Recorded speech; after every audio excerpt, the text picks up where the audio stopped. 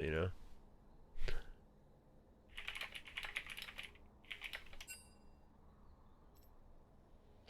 Um, I don't know if I want to go again. I'm gonna take a break.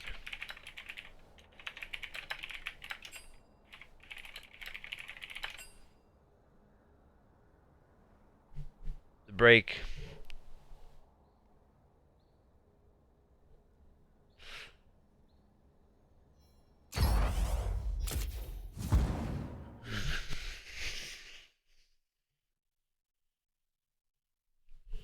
I feel like I'm getting like really pretty smooth. I definitely have ways to go, you know, but the improvement's been nice.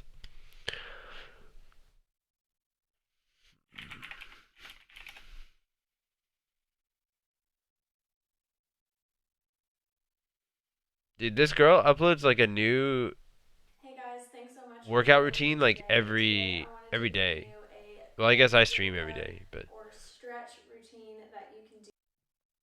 dang, dude, that's like goal girlfriend right there, you know. When the mechanics start coming together, yeah.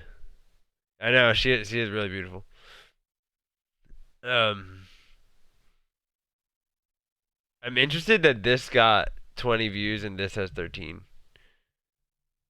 I've been pulled lately in the direction to go to League instead of Overwatch. Like I just feel like more people have kind of wanted that.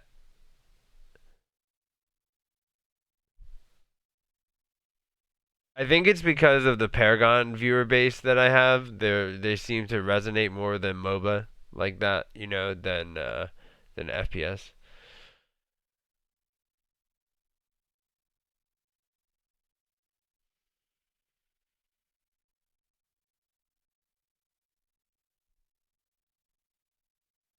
That too, as well as, and I think League is probably easier to visually just look at it and kind of gain an understanding of what happened. It was a couple hundred, man. Like upwards of 1,000. There were some days where I had 700 viewers, you know, on Paragon. I mean, it was a lot. It's crazy. You know, in some ways I took it for granted. But I checked my notification on my phone. It was the same. It was the same video I just checked on the YouTube channel. It's the same. It's like, but YouTube doesn't. They're just like, oh, you have a notification. You click on it, it goes straight to the video. You know, just so that they can run an ad um, without telling you what it is.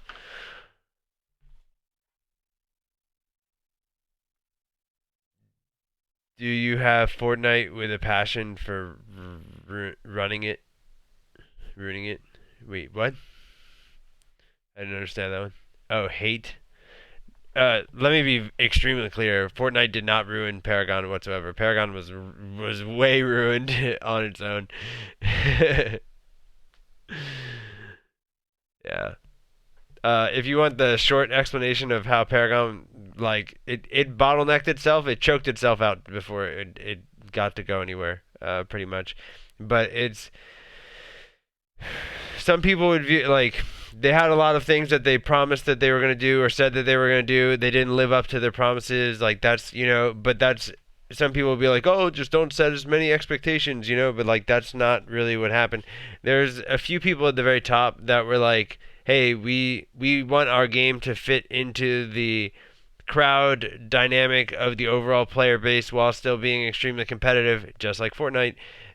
So what you're seeing in Fortnite is what Paragon wanted to have in their MOBA. They just didn't end up achieving. You know, they tried to keep sprint in the game as long as possible because that appeals to more casual players. So you know things that were directly conflicting with it being highly competitive were things that just like they held on to so tightly until now they have this backlog of things that they promised that they were going to do and they just couldn't pump it all out in time, you know.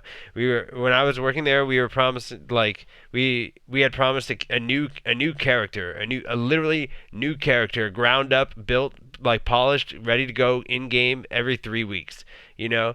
But which was doable, but it would have been really tight because they had already had characters planned out for the next year and a half or something like that. So or at least key concepts that they could just like grab and mold into something and put it in the game.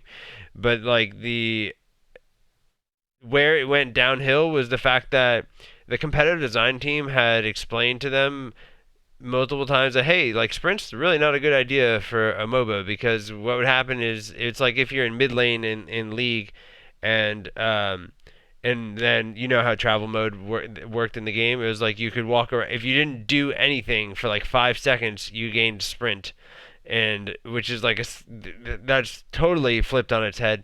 So because you'd be farming mid lane normal, and every time you auto attack, you're not in sprint mode. It takes you out of it.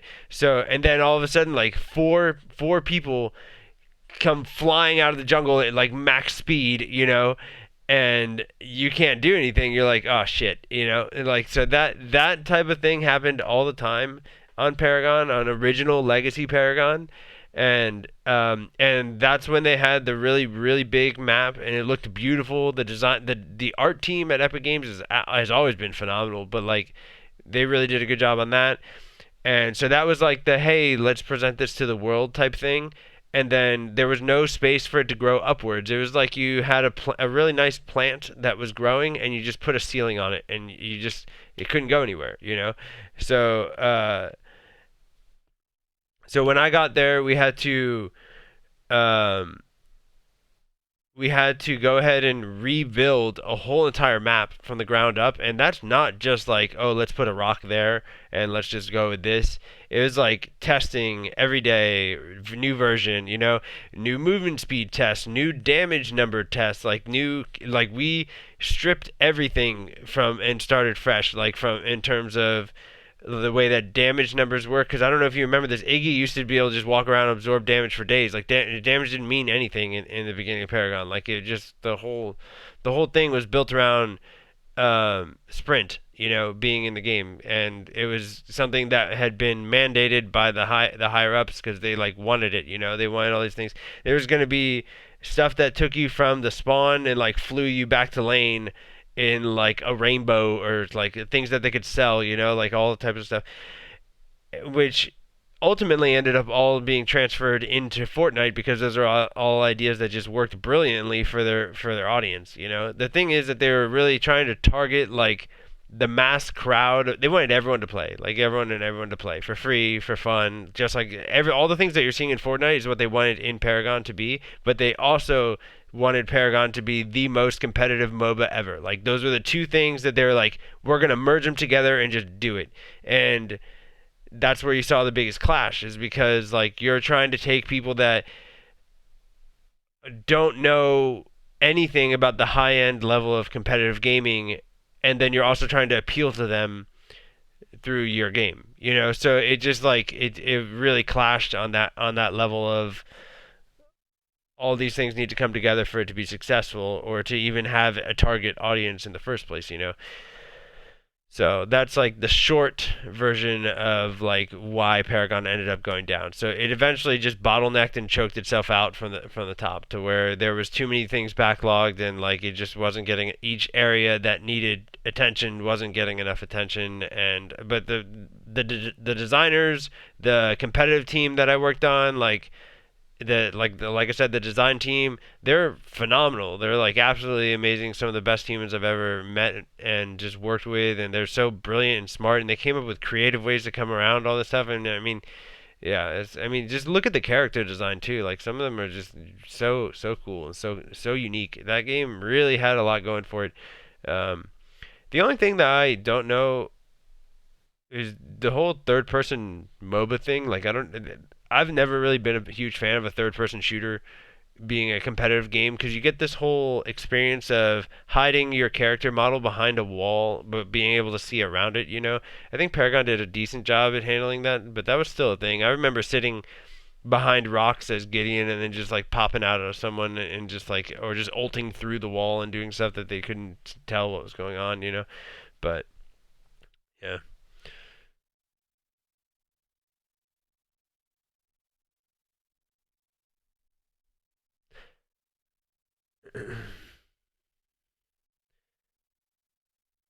Yeah, I mean Paragon was neat, dude, and I was very. The community was super strong. They were, if I think back to the vibe that I used to get, I was always kind of like, I don't know if this is really gonna line up, but Epic was always like, no, dude, we're here for you. Like their community team was amazing. Like I had been invited out there multiple times before I started working there, and um, and they did, and they were like really connected to their community, and it made it really strong. So like it wasn't the largest community because they also hadn't done any public advertisement to the game yet. Like any growth that that game got was minimal advertisement to it actually being fully pushed out to the front. So but the community was like small but super strong. Everyone was like very helpful to each other, and they felt very optimistic. The fact that they had such a large developing company working so hands on with people like that was definitely a key takeaway of like a successful thing that was really good. And you kind of see more of that nowadays than you did maybe 3 4 years ago. I guess 5 years ago at this point. But just some interesting topics. I don't know. I kind of feel like playing another one now.